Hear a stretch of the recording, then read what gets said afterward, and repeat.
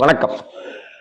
Bharathi Raja sir அப்படிங்கிற ஒரு ஜாம்பவான் கிட்ட இருந்து நிறைய இயக்குனர்கள் வந்தாங்க. 80களில் பார்த்தீங்கன்னாக்க வரிசை இயக்குனர்களுடைய ராஜாங்கம் அப்படின்னே சொல்லலாம். பாரதி ராஜாவிடமிருந்து வந்த பாக்யராஜ் சார், பாக்யராஜிட்டேருந்து வந்த பார்த்திபன் சார், பாக்யராஜ் சார்ட்டேருந்து வந்த பாண்டியராஜன், பாக்யராஜ் சார்ட்டேருந்து வந்த லிவிங்ஸ்டன், பாக்யராஜ் சார்ட்டேருந்து வந்த GM குமார்னு ஏகப்பட்ட பேர் அப்படியே வர ஆரம்பிச்சாங்க. அதே போல பாரதி ராஜா சார்கிட்ட இருந்து பாக்யராஜ் சார் வந்தார். பாரதி ராஜா சார்கிட்ட இருந்து மணிவண்ணன், மனோபாலா, ரங்கராஜ் அப்படின்னு ஒரு பெரிய கூட்டமே வந்தது. இவர்கள் தான் 80களை தமிழ் சினிமாவை கோலோச்சியவர்கள், ஆட்சி செய்தவர்கள் அப்படின்னு சொல்லணும். இதுல ரங்கராஜ் அவருடைய முதல் படம் பத்தின ஒரு சுவாரஸ்யமான சம்பவத்தை தான் இங்க சொல்லணும்னு ஆசைப்படுறேன். வணக்கம் நண்பர்களே, என் குருநாதர் எழுத்து சித்தர் பாலகுமார் சார் அவர்களை மனதார வேண்டிக் கொண்டு உங்களுடன் பேச தொடங்குகிறேன். இயக்குனர் ரங்கராஜ் அவர்கள் ரொம்ப சாஃப்டான ஒரு அட்டகாசமான டைரக்டர். இவரை எங்க காணும் அப்படின்னு நான் ரொம்ப நாளா பல வருடங்களா நான் நினைச்சுக்கிட்டே இருப்பேன் மனசுல. ஏன்னா அவ்வளவு ஹிட் படங்களை கொடுத்தவர் ரங்கராஜ் சார். அலைகள் ஓய்வதில்லை படத்துல தியாகராஜன் சாருடைய வீட்டில் வேலைக்காரராக நடிச்சிருப்பார் ரங்கராஜ் சார். ரங்கராஜ் சாருக்கு விருதுநகர் பக்கத்துல, கோவில்பட்டி பக்கத்துல, அந்த பக்கத்துல தான் சொந்த ஊர். அங்கிருந்து அவர் 16 வயதிலே திரைப்படத்தை பார்த்துட்டு ஒரு 10-15 பக்கத்துக்கு ஒரு பெரிய விமர்சனம் எழுதி அது பிலிபாயாவில் யார் இந்த கடிதம் எழுதுனது அப்படின்னு சொல்லி கேட்டு பாரதி ராஜா சார் அந்த ரங்கராஜ் சாரை கூப்பிட்டு தனக்கு உதவி இயக்குனராக பணி அமர்த்திட்டார். அப்படிங்கிறது எவ்வளோ பெரிய சுவாரஸ்யம் பாருங்க.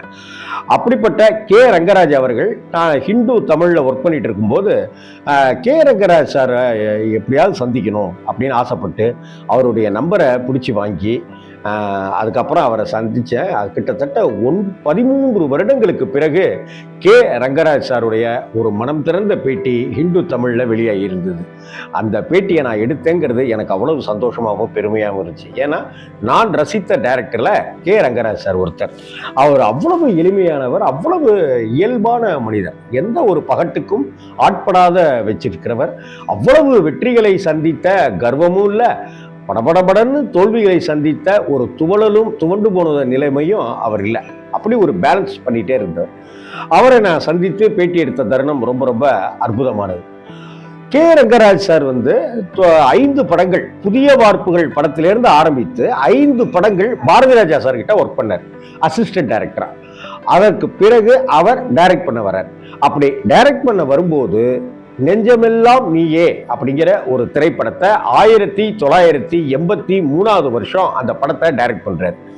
அந்த படம் நெஞ்சமெல்லாம் நீயே அப்படிங்கிறது அன்னைக்கு தேதிக்கு மோகன் பெரிய ஹீரோ, அன்னைக்கு தேதிக்கு மோகன் பூர்ணிமா அப்படிங்கிற ஜோடி ரொம்ப பாப்புலர். அதே போல மோகன் ராதா அப்படிங்கிற ஜோடியும் பெரிய பாப்புலர். ஆனால் பட்ஜெட்டு ரொம்ப கம்மியான பட்ஜெட்டு. அதனால இசைஞானி இளையராஜாவை போய் பார்க்கறதுக்கு அவருக்கு சங்கடம். அவர் எங்கே சம்பளம் அதிகமாக கேட்பாரோ, அல்லது நம்ம பாரதி ராஜா சார்கிட்ட இருந்து வந்துட்டதுனால நம்ம மேலே கோபமாக இருப்போரோ அப்படின்னு சொல்லி ஒரு சங்கடத்தில் இளையராஜா சார்கிட்ட போகலை.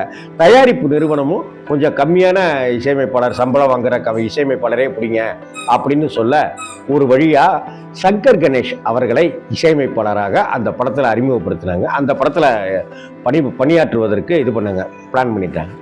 ஆனால் அந்த படத்தில் சங்கர் கணேஷ் போட்டு கொடுத்த பாட்டு அவ்வளோ பெரிய ஹிட் ஆனிச்சு.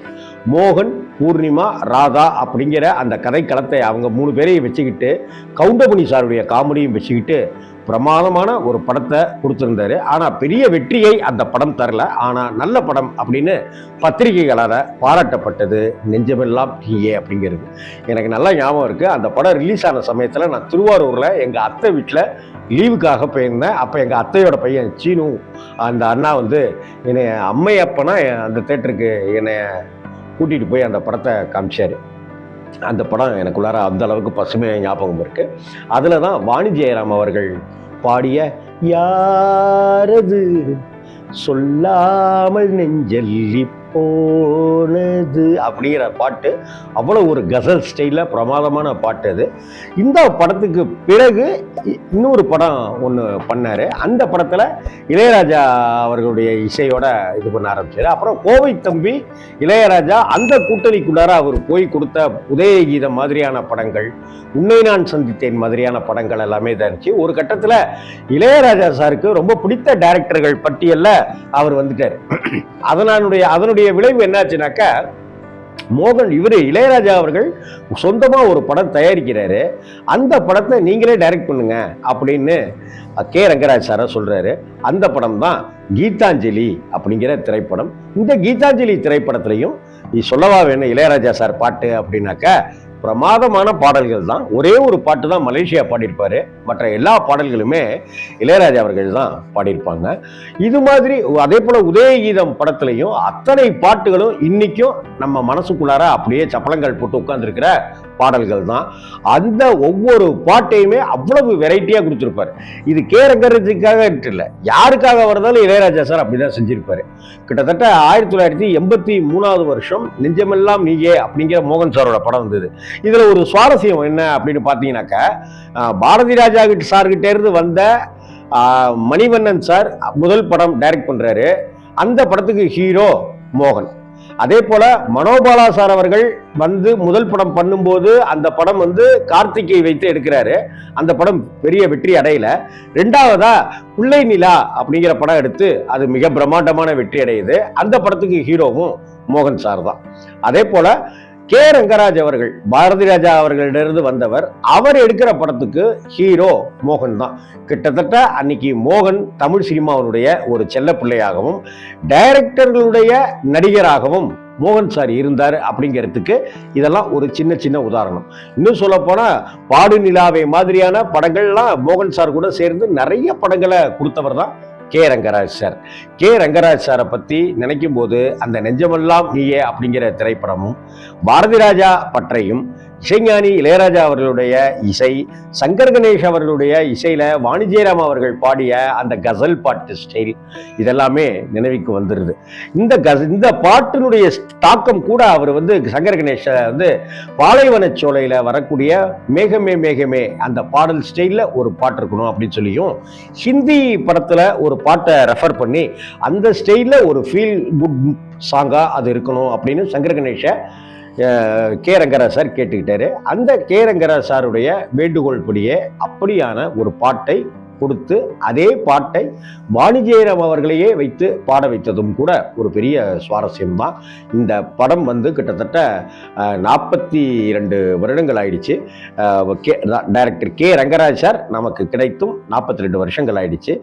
அவர் ஒரு நல்ல ஃபீல் குட் மூவி கொடுக்குற டைரக்டர் அப்படின்னு நம்ம தமிழ் இண்டஸ்ட்ரியில பேர் எடுத்தவர் கே ரங்கராஜ் சார். உதயகீதம், உன்னை நான் சந்தித்தேன், உனக்காகவே வாழ்கிறேன், வரிசையா ஏகப்பட்ட படங்கள். சமீபத்தில் கூட ஒரு படம் எடுத்திருந்தாரு.